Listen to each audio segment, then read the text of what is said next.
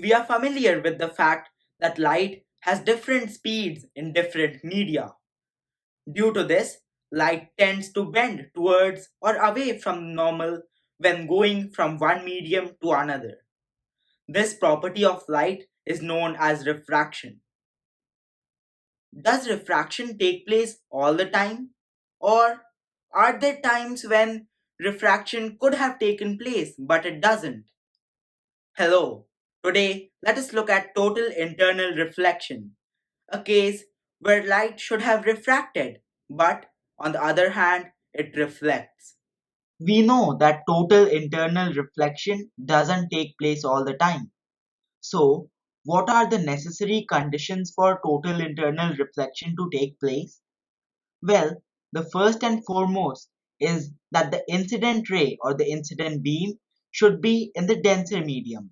That is, the light ray should be traveling from the denser medium to the rarer medium.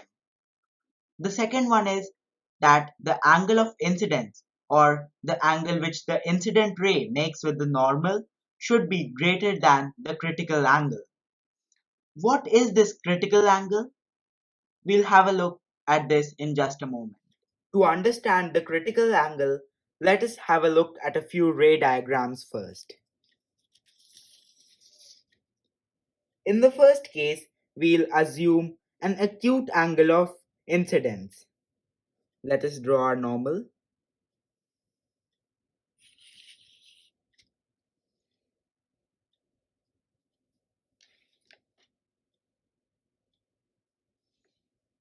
And we'll incident a ray at an acute angle. This angle is very acute. So here goes my incident ray. And if it would have not refracted, then it would have gone straight in a path somewhat like this. But now, as it is going from water to air, from an optically denser medium to an optically rarer medium, the light will bend and it will bend away from the normal. So, to be very rough, it will go somewhat like this. Now, we'll increase the angle of incidence a bit to see what happens. We'll again draw a normal.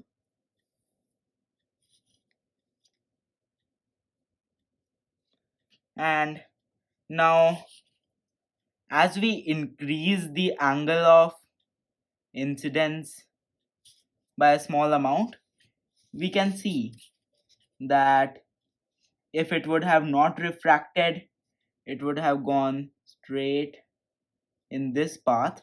But now, because it has refracted, it will shift its path because its speed will change and it will somewhat take a path like this. This is the incident ray. This is the angle of incidence. So, as we can see that if we increase the angle of incidence, the angle of refraction also increases.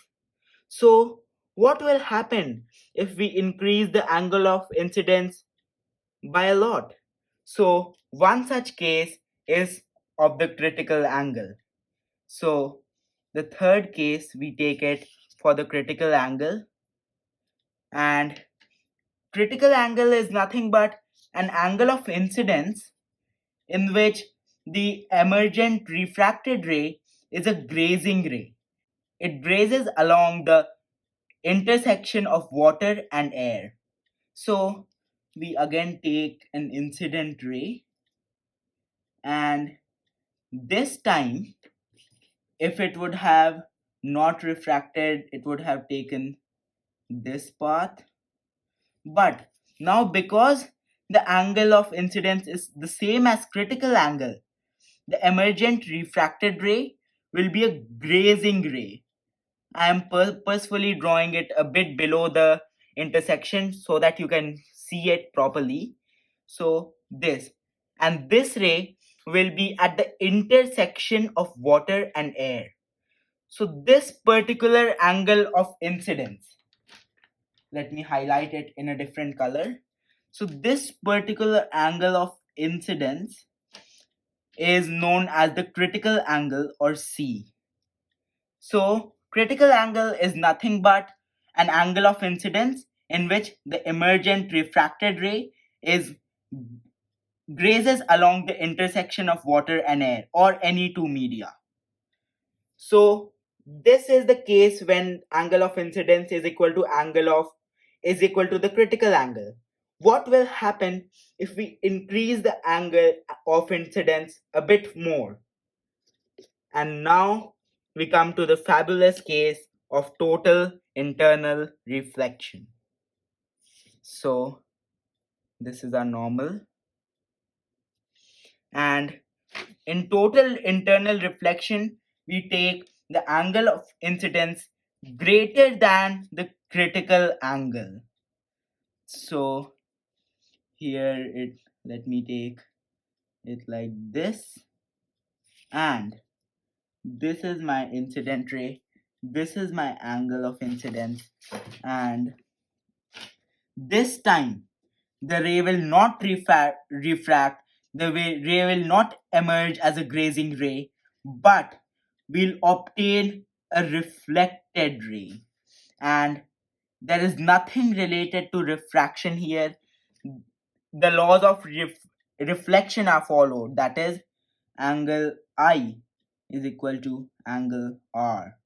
There is no refraction in case number 4, or this is TIR. So let us understand it once more. So in this case, when angle of incidence was very small, we get a refracted ray of some angle of emergence or angle of refraction. Then we increase a bit and we notice that the angle of emergence or refraction also increases. Then we increase it to a point where angle I is equal to angle C. And in this case, we get a grazing ray. So this is known as a grazing ray. So grazing ray is when angle of I is equal to angle of C. And if we increase that a bit more, then we get the case of total internal reflection, and no amount of light is being refracted in this case, and laws of reflection are being followed. Laws of reflection. And there is no refraction. That is also a very important point, that no refraction.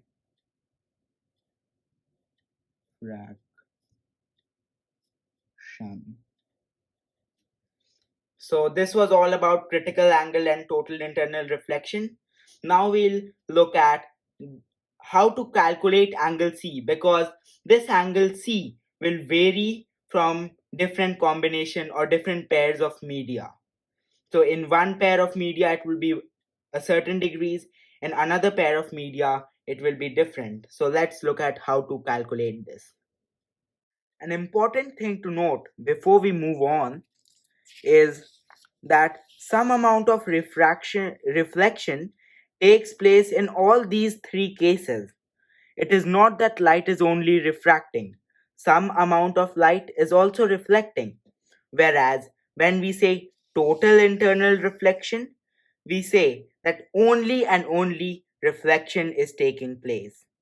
The formula to calculate the critical angle of a given medium is given by sine of angle C is 1 by the refractive index of that medium, or a pair of medium if we are not considering it against air. For glass, this value comes around 42 degrees when we compare it with air, and for water, this comes around 50 degrees. Now let us do an experiment to understand total internal reflection in detail. For this, we'll need a glass and we'll just fill it up with some water. Now we'll place the glass on a platform.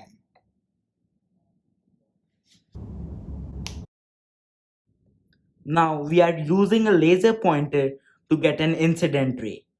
This ray, rather than getting refracted as it should when going from water to air, is getting reflected and is going back through water as a medium only. It is not going into air.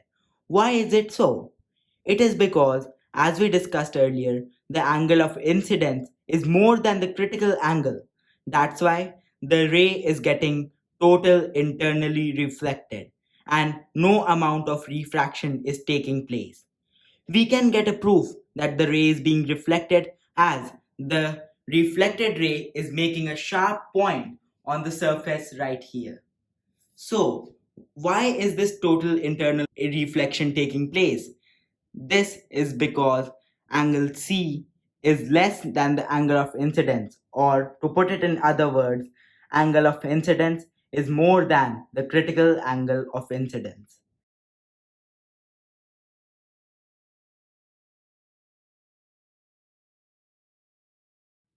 Now let us do an experiment to understand the working of fiber optics and the role of total internal reflection in it. For this, we'll need a bottle, a soldering iron, few drops of Dettol, water, and a bowl.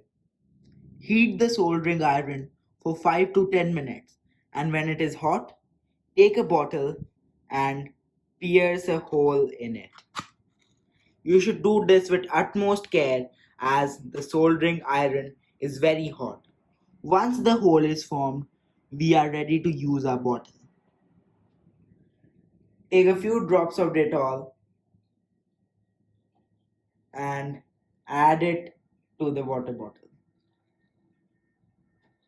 Now we'll fill water in this bottle, keeping sure that the hole which we have created is covered with our finger.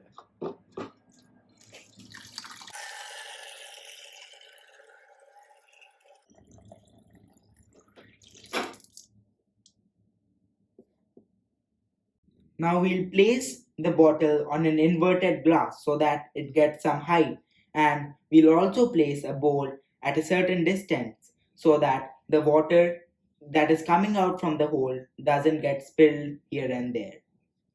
Now we'll close the hole with our finger and we'll slightly open the lid so that there is air pressure and water starts to flow. As you can see, this is the path of the water, and now I'll turn off the light and show you with this laser. Now, if we point the laser along with the point where our hole is there, we can see that the laser is moving along with the path of the light. See, this is because the light is totally internal reflecting as many times it can within the path of water, as it cannot move out of water because the angle of incidence is more than the critical angle. Due to TIR, we are able to create large pipes, usually made of glass or plastic, having a diameter 1/10 than that of a human hair, that are laid down under the seabed to carry light from one place to another. And when this light goes from one place to another, it carries data, and this is known as optical fiber. Thanks to optical fiber that you are getting internet in your homes. And we should say thanks to TIR that we are able to attend our online classes and you are able to see this video. Thank you.